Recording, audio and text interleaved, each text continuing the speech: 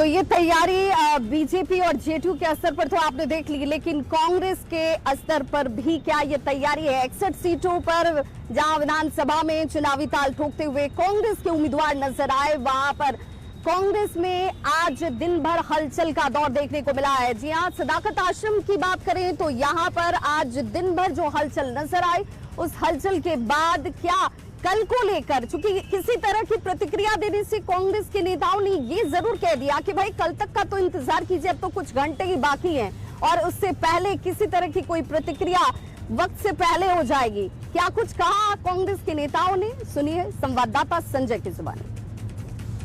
बिहार विधानसभा चुनाव की मतगणना कल यानी 14 नवंबर को होनी है। मतगणना के ठीक पहले प्रत्याशियों की दिल की धड़कनें जहां बढ़ी हुई हैं, वहीं बिहार में आरोप प्रत्यारोप की जो राजनीति है वो थमने का नाम नहीं ले रही है। आज भी राजनीतिक दलों के बीच लगातार आरोप प्रत्यारोप देखने को मिल रहा है। हम 14 नवंबर यानी कल कांग्रेस मुख्यालय सदाकत आश्रम, जहां की तस्वीर इस वक्त हम आपको दिखा रहे हैं, यहाँ दिन भर क्या गतिविधियां रहेंगी, कांग्रेस ने विधानसभा चुनाव में किस तरह का प्रदर्शन किया है, पल पल की जानकारी से आपको वाकिफ कराएंगे। 61 रणबांकुरे कांग्रेस के अपने भाग्य की आजमाइश कर रहे हैं और इन 61 जो रणबांकुरे हैं कल चुनाव में क्या करेंगे, चुनाव परिणाम इस बात को साबित कर देगा। 2020 में कांग्रेस ने 70 सीटों पर दाव लगाई थी, लेकिन इस बार यह संख्या घटकर 61 हो गई है और इस 61 सीटों पर कांग्रेस किस तरीके से अपना परफॉर्मेंस दिखा पाती है, इसका पता तो कल ही चल पाएगा। कैमरा पर्सन धर्मवीर के साथ संजय कुमार, न्यूज 18 पटना। तो बिल्कुल देखिए, सदाकत आश्रम की तस्वीर आपने देख ली। वहां पर इंतजार कल सुबह का किया जा रहा है। कहा जा रहा है कि एग्जिट पोल जो है वो कल सब धराशायी हो जाने वाले हैं। उससे लेकर जिस तरीके की प्रतिक्रिया सामने आ रही है, इसके बाद मुंगेर की खबर आपको जरूर देखनी चाहिए, जहां पर लड्डू बनने का ऑर्डर जो है वो बड़े स्तर पर, बड़े पैमाने पर दिया गया है। जी हाँ, मुंगेर की ये तस्वीर, जहां पर मुंगेर विधानसभा के चुनाव नतीजे क्या रहते हैं, यहाँ पर जीत का सेहरा किसके सिर पर सजता है, ये जरूर देखने वाली बात होगी। लेकिन उससे पहले जो तस्वीरें हैं वो ये बताने के लिए काफी हैं कि अपनी अपनी जीत को लेकर आश्वस्तता, और इसी वजह से यहाँ पर बड़े स्तर पर मुंगेर में लड्डू जो है वो बनाए जा रहे हैं, इसके ऑर्डर दिए गए हैं और अपनी जीत के लिए भगवान के दरबार में तो पहुंच ही रहे हैं, आशीर्वाद ले ही रहे हैं, साथ ही साथ मुंह मीठा कराने की तैयारी जो है यहाँ पर बड़े पैमाने पर की गई है। उम्मीद पर उसकी तैयारी कर रहे हैं कि जो जीतेंगे और उनको लड्डू की आवश्यकता तो पड़ेगा ही, इसलिए उसको बना रहे हैं, हम लोग तैयारी कर रहे हैं। देखिए अगल बगल में तभी मान लीजिए एक प्रत्याशी दो प्रत्याशी हैं जो अगल बगल में है। 1.25 कुंटल का ऑर्डर एक प्रत्याशी का है। उन लोगों को बिक्री होलसेल रेट में बेचेंगे ना, ऑर्डर भी कुछ है, आने वाला भी है, कल भी परसों भी, कम से कम 200 टोकरी के लगभग। पूरा व्यवस्था करके रखे हैं। हाँ, पूरा व्यवस्था है। पूरा होगा, अनुमान है? अनुमान तो है, अनुमान रहता ही है। अपना सरकार बन रहा तो कहने रहेगा। तो देखिए, जीत को लेकर तैयारी है, जश्न की ये तैयारी बड़ी है और इसीलिए मुंह मीठा कराने की भरपूर तैयारी है।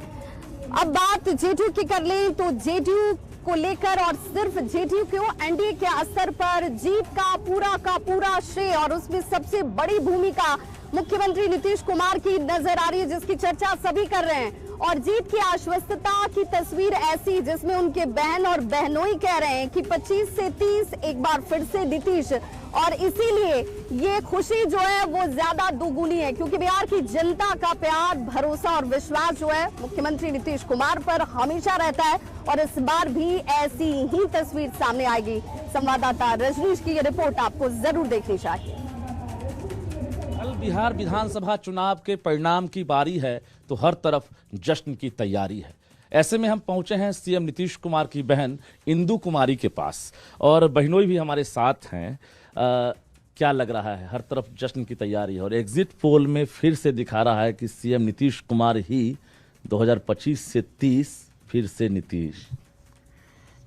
क्या लग रहा है? फिर हमको तो लग रहा है कि हमारे सीएम नीतीश कुमार बनेंगे। बधाई दे दी हैं भाई साहब को, अपने भैया को, या कल का इंतजार कर रहे हैं? कल का इंतजार कर रहे हैं। कल बात हुई है?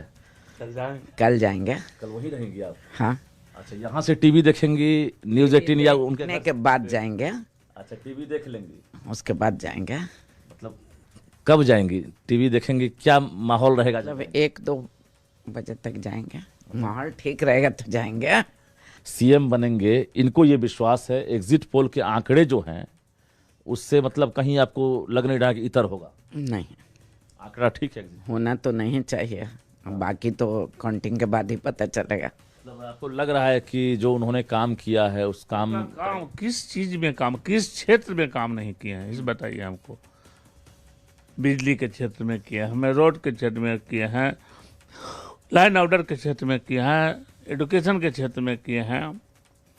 और उसके बाद सोच लीजिए कि 400 से 1100 जुआ वृद्धा वर्षा को पेंशन को बढ़वाए हैं, तो 125 यूनिट बिजली फ्री किए हैं। उसके बाद ये 10,000 जो दिए हैं रोजगार के लिए, सबसे बड़ा काम यही किया है। जो महिला रोजगार योजना है वो वोट बैंक में तब्दील हो गई है।